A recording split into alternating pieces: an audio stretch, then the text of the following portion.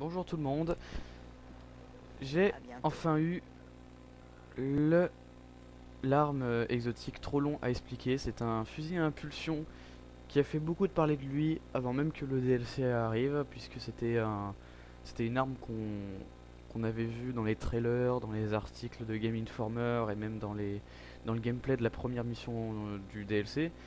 C'était, comme les gens le pensaient bien, le fusil de l'inconnu en exotique il pensait aussi au départ que ça allait faire des dégâts cryo-électriques, mais ça n'en fait pas actuellement. Voyons tout simplement, maintenant quels sont les bonus apportés à cette arme. Nous avons déjà la rafale illimitée et sa capacité spéciale étant rembobinage. Les balles de tir des précisions réussies reviennent immédiatement dans le chargeur. Ça fait un peu comme le fuseau noir, enfin un marteau noir je veux dire. Vous faites un certain truc et vous avez à nouveau les balles qui reviennent dans le chargeur. En PvE contre les boss, c'est très bien. En PvP, ça l'est aussi parce que, comme on peut voir ici, il a une très bonne impact, un très bon impact et une très bonne cadence, presque autant que le Pitié de Nirven, autant justement. Juju, il en a juste un peu moins de cadence et un peu moins de d'impact. Sinon, dans l'ensemble, cette arme l'est plutôt bien. Mais c'est vraiment une arme qui focus les headshots, hein. J'espère que vous êtes un très bon headshotter, parce il va falloir l'être. Alors pour avoir cette arme, je vais vous dire un peu, je n'ai pas filmé malheureusement quand je faisais la quête moi-même, mais je sais que déjà premièrement il vous faut déjà la coque du culte que vous trouvez dans la mission Paradoxe.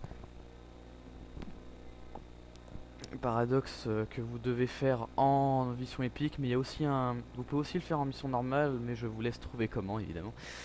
Après avoir eu le coq du culte, vous retournez à Lakshmi 2 pour rendre votre coque de spectre, sachant que si vous l'avez fait hier, puisque Paradoxe était en mission héroïque du jour hier, eh bien vous devrez attendre mardi prochain pour avoir le début de cette quête. Après avoir fait ça, vous retournez voir Lakshmi 2, elle va vous donner une quête, il va falloir éliminer sur Vénus un Minotaure corrompu élite. Je sais pas s'il a besoin d'être élite, oui. Donc il y a deux techniques pour ça. Soit vous faites la mission héroïque paradoxe, où à la fin on a un gros Minotaure invisible corrompu qui est en plus un élite. Je sais pas s'il est major ou élite, je sais plus. Enfin major ou ultra, je sais plus. Ou alors vous faites tout simplement des événements sur Vénus où il y a les corrompus qui infectent la zone. Après avoir fait ça, vous allez choper un item qui sera dans votre emplacement de mission dans l'inventaire. Et vous allez devoir maintenir X pour le briser. Donc en gros, c'est un peu comme si vous le démantelez.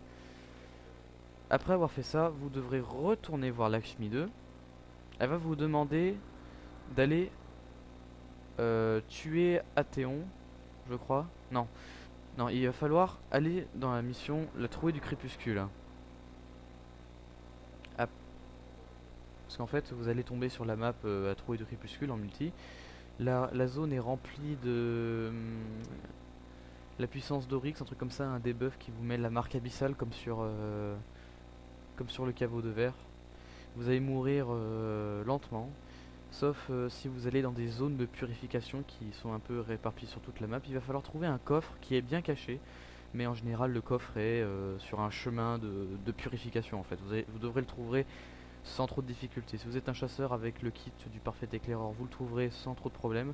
Si vous êtes titan ou arcaniste, vous allez un peu plus galérer, mais il faut pas plus de 5 minutes pour le faire. Voilà. En plus, le coffre, on l'entend, il fait du bruit quand il est autour de nous, donc vous l'entendez. Vous allez récupérer un item qu'il va falloir rendre à Lakshmi 2.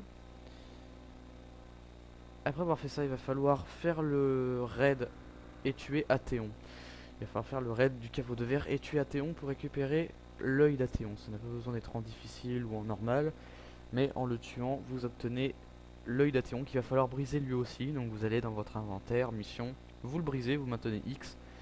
Après avoir fait ça, vous retournez encore voir Lakshmi 2. Elle va vous dire d'aller dans une mission spéciale, c'est-à-dire il faut retourner au Jardin Noir et tuer le maître des lieux. C'est juste un gros minotaure qui se TP un peu partout. C'est une mission assez difficile. Emmenez quelques amis avec vous parce que déjà pour attirer le maître des lieux, il va falloir monter une jauge de colère.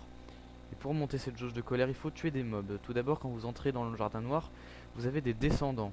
Les descendants donnent allez, environ 2 à 4%, je ne me rappelle plus. Mais après, au bout de 2-3 minutes, il y aura des minotaures qui vont commencer à monter et à venir. Les minotaures donnent beaucoup de pourcentage, mais ils, ils augmentent en nombre très rapidement et ça devient légèrement le bordel puisqu'il y a des minotaures partout. Ce sont des simples minotaures à barre de vie rouge, mais ils sont déjà énormes, il vous faudra plus de 290 de lumière. Il y en a beaucoup et ils viennent vite, ça augmente en nombre très très vite. Au début il n'y en a pas, il y en a quelques-uns qui spawnent après, et après c'est le bordel, c'est l'anarchie la plus totale, il n'y a que des minotaures partout. Emmenez des amis avec vous parce que il faut déjà tuer le boss et en plus de ça il faut garder la jauge de colère à un certain stade pour pas que le boss disparaisse ou que la mission soit échouée. Je n'ai pas essayé à vous dire, mais faites en sorte que la jauge de colère soit maintenue quand vous tuez quelques minotaures. Tuez-en quelques-uns de sorte à atteindre pardon, 200% et comme ça vous êtes tranquille pour enchaîner le boss. Après avoir fait ça, vous retournez voir Lakshmi 2 et elle va vous donner cette arme là. Donc comme je l'ai dit, en PvE, PvP c'est utile dans les deux cas. Même si du coup il faut envisager que des headshots. Je compare cette arme à Bad Juju, enfin je veux dire à Poupée Vaudou, parce que c'est une machine à tuer cette arme, parce que chaque kill recharge instantanément le chargeur et vous faites plus de dégâts après chaque frag. Donc c'est une machine à tuer cette arme, surtout en PvP, ça fait très très mal, je l'utilise souvent. Mais il y a des cas, enfin il y a des moments où vous utiliserez plus Poupée Vaudou, il y a des moments où vous utiliserez plus Trop Long à expliquer. Pour les boss ça peut être utile, franchement, vous visez la tête, les ténébrions ne durent vraiment pas longtemps avec cette arme je suppose, je n'ai pas encore essayé. Mais voilà pour cette arme qu'on a enfin la possibilité d'avoir. Voilà. Donc voilà, c'est bon. C'était un petit review de Trop Long à expliquer, j'espère que je vous souhaite bonne chance pour l'avoir. Et je vous dis à la prochaine. Allez, salut.